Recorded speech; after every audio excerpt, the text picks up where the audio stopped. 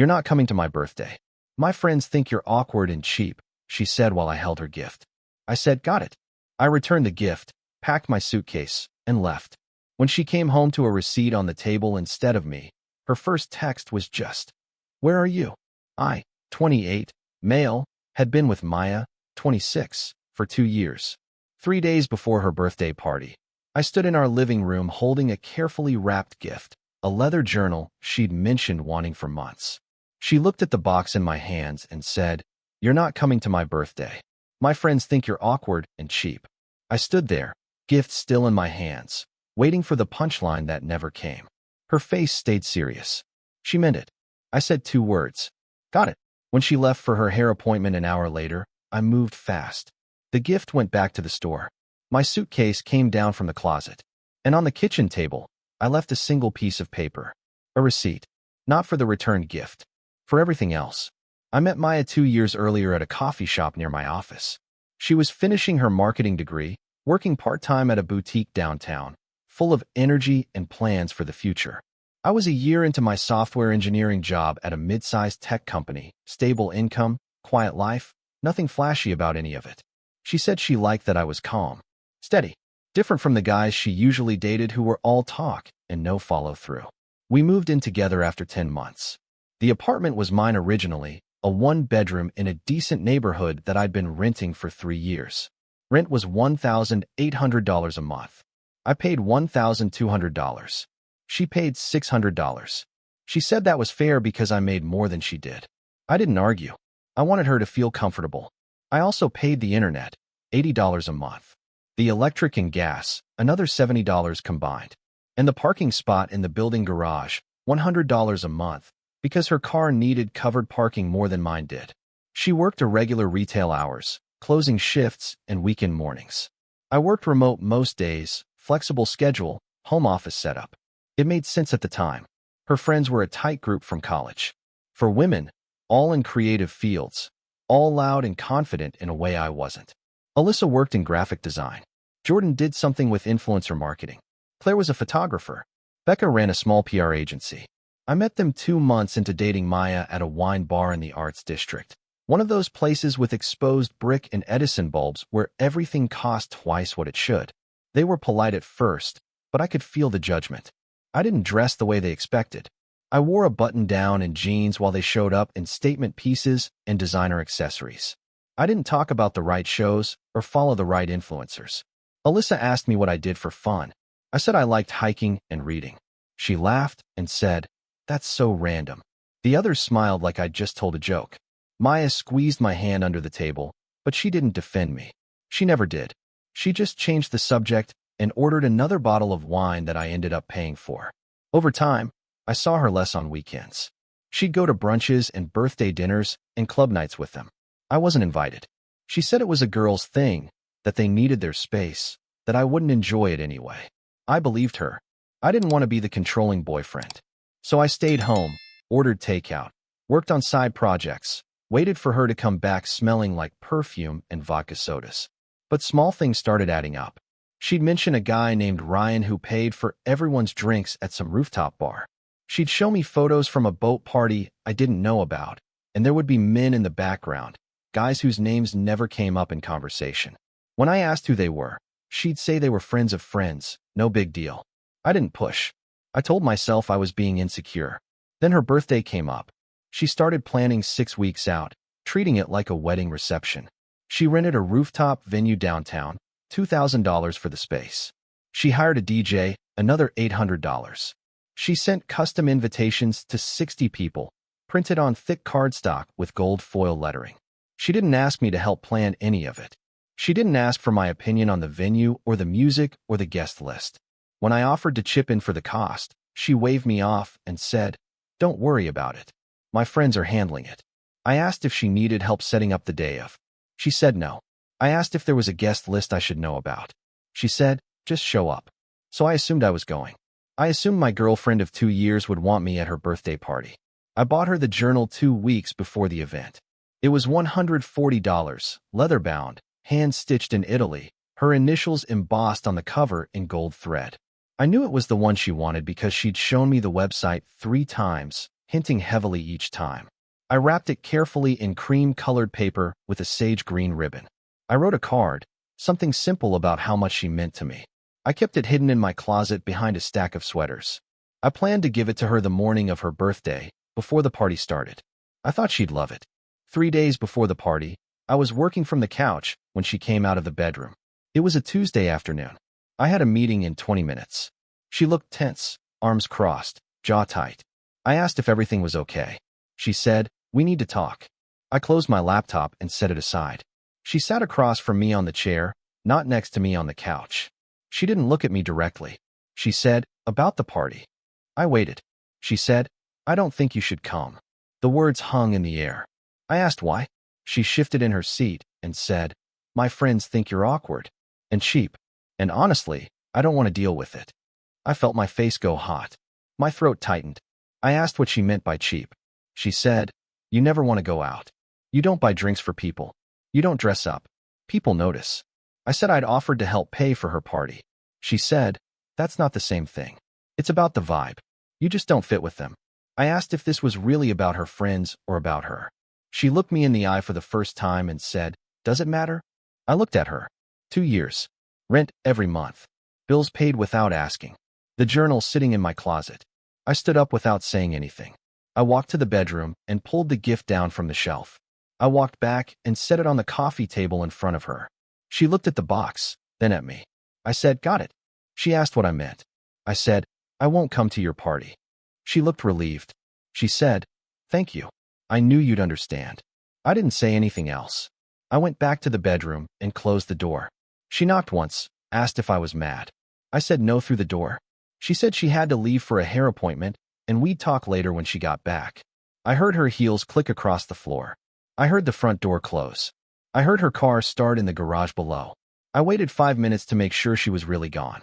But the gift sitting on that table was about to become the least of her problems. I grabbed my suitcase from the top shelf of the closet. I started packing. Clothes first, everything folded and stacked. Laptop and charger. Toiletries from the bathroom. My books from the shelves. My keyboard and mouse from the desk. I worked fast, methodically, no emotion behind any of it. I took everything that was mine and nothing that wasn't. I left her stuff untouched. Her books. Her decorations. Her candles and throw pillows. Her half of the closet. When the suitcase was full, I zipped it up and carried it to the living room. The journal was still on the coffee table. I picked it up, found the receipt in my email, and drove to the store.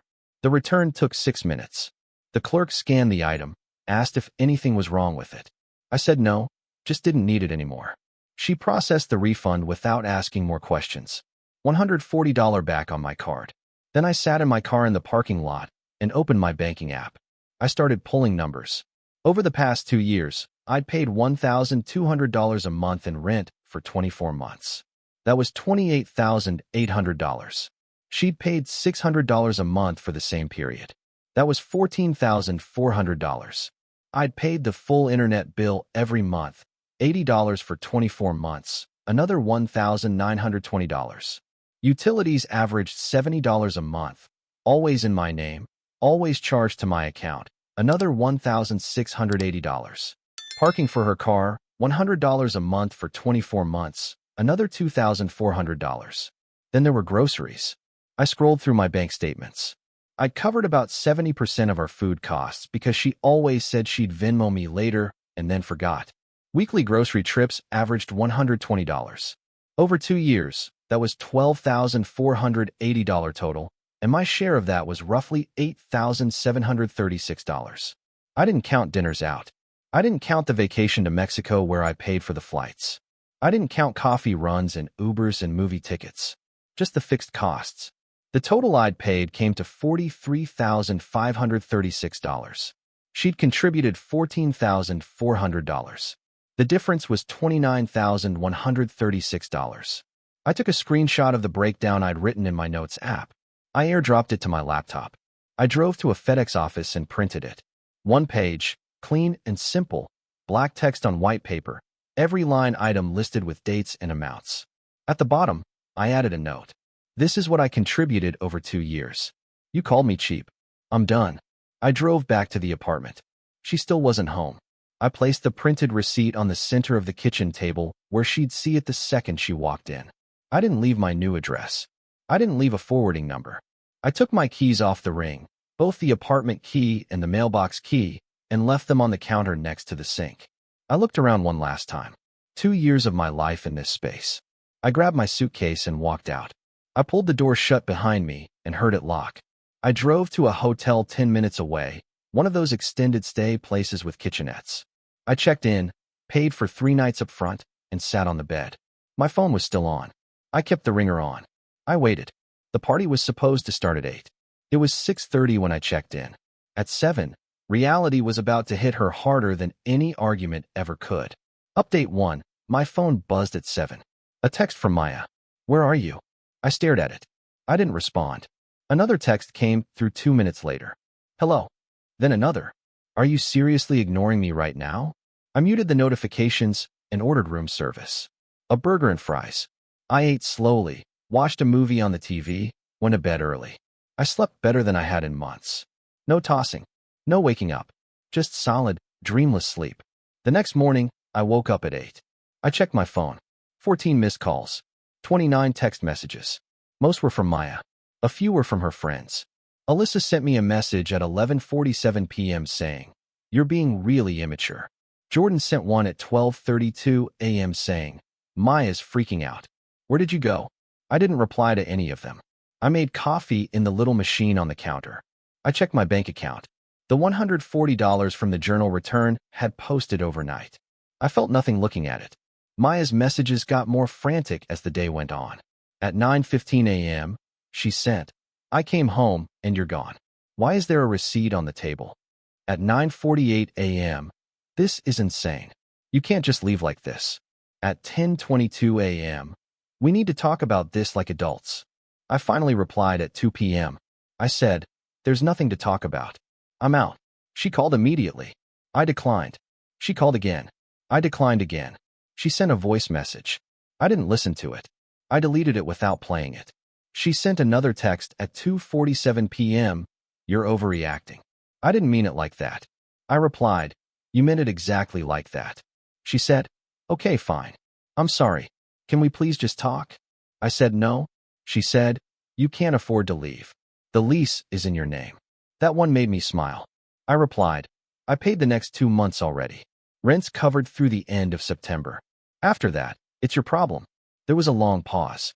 Then she sent 3 paragraphs trying to explain how she didn't realize I was serious, how she thought I'd just be upset for a day or two and then come back, how she didn't think I'd actually leave over one comment. I didn't read past the first line. I blocked her number. Her friends started reaching out within the hour. Alyssa sent me a message on Instagram at 4:32 p.m. "You're really going to throw away 2 years over one comment?" I replied. She threw it away when she said it.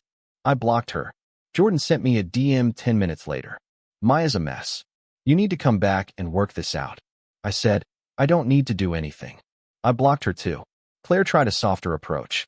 "I know Maya can be harsh sometimes, but she loves you. She's just stressed about the party. She didn't mean it." I said, "If she loved me, she wouldn't have said what she said." Claire didn't reply. I blocked her anyway. My own friends started asking questions. My roommate from college, Eric, called me that evening and said, "Dude, what happened? Maya's posting cryptic stuff on her story." I told him the whole story, start to finish. He was quiet for a moment. Then he said, "Good for you, man. You deserve better than that." My coworker, Priya, messaged me on Slack the next day asking if I was okay. I told her a condensed version. She said, "Let me know if you need help finding a place." My friends subletting a 1-bedroom in a good area. People who actually cared made it obvious. People who didn't weren't worth my time. But Maya wasn't done trying yet. Update 2. A week later, Maya tried a different angle. She sent an email because I'd blocked her on everything else. The subject line was, "Please read this."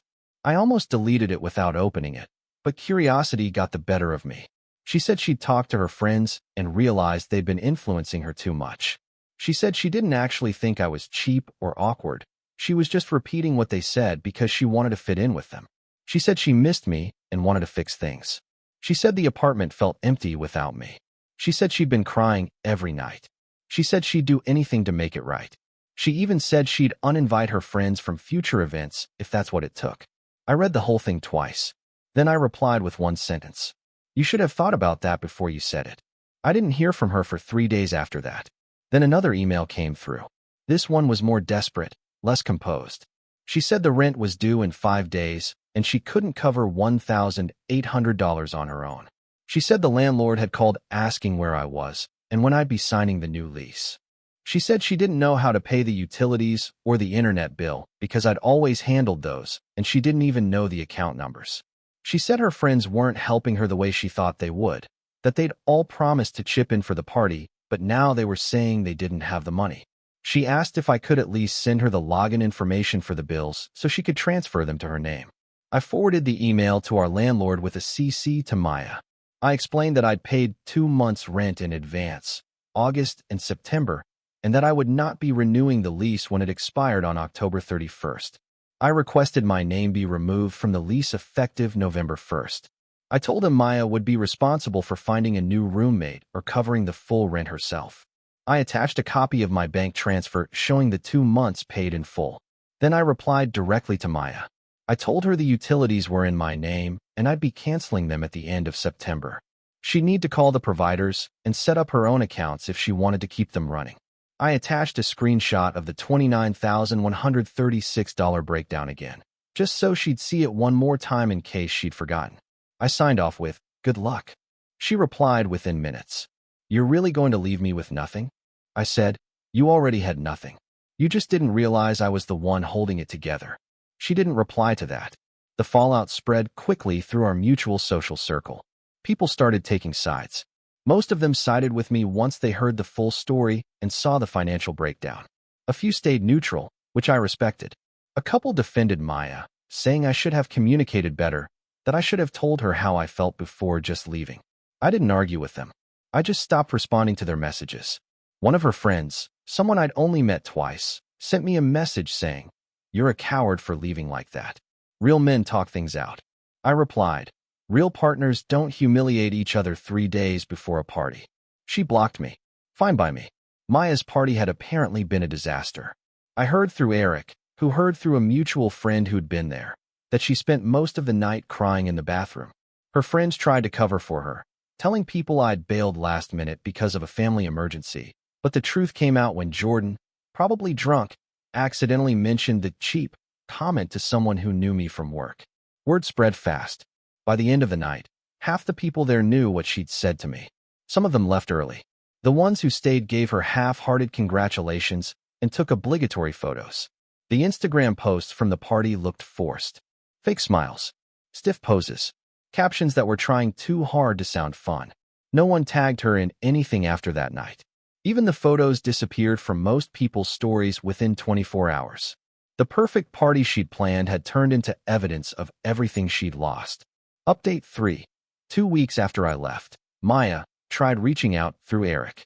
She asked if we could meet for coffee to talk things through. I told Eric to tell her no. He said Maya wanted closure. I said, she had closure the moment she disinvited me from her birthday. Eric pushed back a little, saying Maya had told him she'd cut off the toxic friends, that she'd realized what she'd lost, that she was in therapy now working on herself. I said, that's great for her. It doesn't change anything for me. What she did can't be undone by a few therapy sessions. Eric dropped it after that. He said he understood. Meanwhile, the reality of her situation was setting in. The landlord called me directly in mid-September.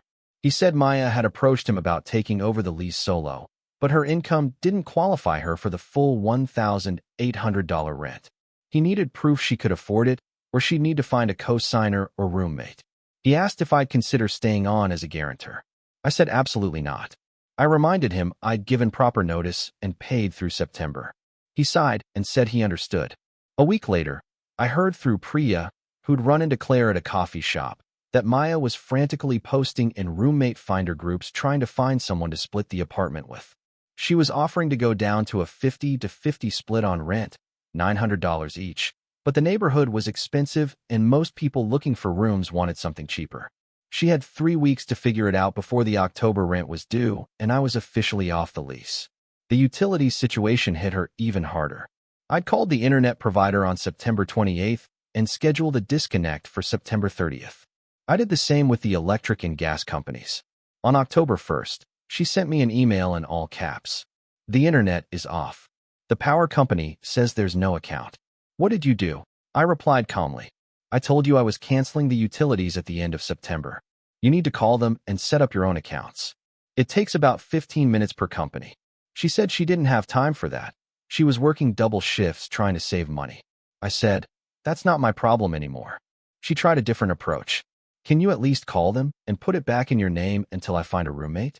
I said no. She said, you're being cruel. I said, I'm being done. There's a difference. I never heard back after that. I ran into Alyssa once in late October at a grocery store near my new place. She was in the produce section. She saw me, made eye contact for half a second, then quickly looked away and left the aisle. I didn't acknowledge her. I didn't need to. Her silence said enough. She knew what she'd contributed to. She knew her comments had poisoned my relationship, and she couldn't face me because of it. Around the same time, I started seeing someone new. Nothing serious yet, just coffee dates and weekend hikes, but she was different. She worked as a nurse, grounded and real. She thought my job was interesting. She liked that I was calm and thoughtful. She never once called me awkward or cheap. I heard through Eric in early November that Maya had to move out of the apartment. She couldn't afford the $1,800 rent on her boutique salary, and she couldn't find a roommate willing to split it because the location was too expensive. She found a roommate situation somewhere cheaper, a 2-bedroom she split with a girl she barely knew, paying $750 a month in a worse part of town. Her social media went quiet after that. No more party photos. No more brunch posts with her friends. No more living my best life captions. Just occasional stories of her cat and inspirational book quotes about growth and healing. I didn't follow her, but people sent me screenshots sometimes. I never asked them to. I didn't care enough to look myself. I'd moved on. But the lesson she'd learned was one she'd carry for a long time. By December, the full weight of her choices had caught up with her. I heard from multiple sources that her friend group had essentially dissolved. Alyssa and Jordan had a falling out over money, something about unpaid loans from the party. Claire had distanced herself after realizing how toxic the dynamic had been. Becca had moved to another city for work and stopped responding to group chats. The tight circle that Maya had prioritized over me, the friends she'd chosen over her relationship, had scattered. She was posting vague quotes about fake friends and learning who's real. The irony wasn't lost on me. Her job situation hadn't improved either. The boutique she worked at cut her hours in the holiday season, the opposite of what usually happens in retail. I suspected she'd been unreliable, calling out or showing up late, probably because of the stress she was under. Her income dropped right when she needed it most. Eric told me she'd asked him if I'd be willing to just talk, not about getting back together, just to clear the air. He said she seemed genuinely remorseful, that she'd realized how much she'd taken for granted. I told Eric I appreciated him telling me, but I had no interest in talking to her. There was nothing left to say. She'd made her choice when she told me I wasn't good enough for her friends. She'd doubled down on it when she looked relieved that I'd accepted being disinvited. And she'd tripled down when she'd spent years prioritizing everyone else's opinions over the person who was actually there for her. I wasn't angry anymore. I just didn't care. She'd become a stranger to me, someone I used to know, someone who'd taught me what I wouldn't accept in the future. In January, I ran into one of the mutual friends who'd stayed neutral, a guy named Marcus who I'd always respected.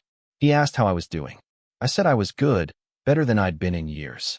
He said he'd heard the whole story from multiple angles, and he wanted me to know he thought I'd handled it with more grace than most people would have. He said Maya had shown up at a New Year's party looking miserable, and when someone asked about me, she'd apparently started crying and had to leave early. He said, I think she finally gets it. But it's too late. I nodded. It was too late. Some things can't be unsaid. Some choices can't be undone. She'd called me cheap in front of a gift that cost $140. She'd called me awkward when all I'd done was be myself. She'd chosen the approval of people who didn't actually care about her over the person who'd been quietly building a life with her. And now she was living with the consequences. I didn't take pleasure in it. I didn't feel vindicated or victorious. I just felt free. Free from walking on eggshells. Free from wondering if I was good enough. Free from paying for everything and getting called cheap anyway. I'd found my own apartment, my own routine, my own peace. And that was worth more than any apology she could offer. A month later, I found myself sitting in my apartment on a Saturday morning, coffee in hand, looking out the window at the city below. The nurse I'd been seeing, her name was Jen, was still asleep in my bedroom. We'd been dating for 3 months now, taking it slow, building something real. She knew the whole story about Maya. I told her on our 3rd date because I didn't want any secrets. She'd listened, asked good questions, and then said, "You know what I respect most about that? You knew your worth and you walked away. Most people stay because they're scared of being alone." I'd never thought about it that way, but she was right. I'd been scared at first, leaving the relationship, starting over at 28, wondering if I'd made a mistake. But looking back now, 5 months later, it was the best decision I'd ever made. The receipt I left on that table wasn't just about money. It was about every time I stayed quiet when her friends made fun of me at dinners. Every time I paid for something without asking her to split it fairly, without keeping a running tab, without making her feel guilty. Every time I believed her when she said she valued me, even while she was treating me like I was optional, like I was a placeholder boyfriend until something better came along. That receipt was proof that I'd been there, that I'd contributed more than my share, that I'd cared deeply about making it work. And when she looked at it, alone in that empty apartment with just my keys on the counter and silence everywhere else, I hoped she understood what it really meant. It wasn't a bill. It wasn't a guilt trip. It wasn't me asking for the money back. It was a mirror. I spent 2 years being called cheap by someone who took everything I gave and asked for more.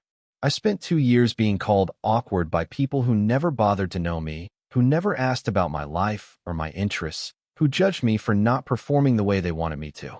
And I spent 2 years thinking that if I just stayed quiet and kept contributing and kept being the stable one, eventually I'd be enough. Eventually she'd see my value. Eventually her friends would back off. But I was always enough. I just needed to be enough for myself. I needed to stop waiting for her validation and start respecting my own boundaries. The journal I returned ended up being symbolic in a way I didn't plan when I bought it. I'd purchased it thinking she'd use it to write down her thoughts, her goals, her dreams. Instead, I used the refund to buy my own journal a few weeks later. And the first thing I wrote in it was simple. I, 28, male, left, and I'm not coming back. Under that, I wrote down everything I'd learned. That love isn't supposed to make you feel small. That partnership means equal effort, not one person carrying the weight while the other coasts. That when someone shows you who they are, especially in moments of stress or conflict, you should believe them the first time. That my worth isn't determined by whether someone's friends approve of me. I filled 3 pages that first night. By spring, I'd filled half the journal. Notes about my new apartment. Thoughts about work projects. Reflections on hiking trips. Plans for the future. None of it involved her. None of it required someone else's approval. It was just me, figuring out who I was when I wasn't trying to fit into someone else's idea of who I should be.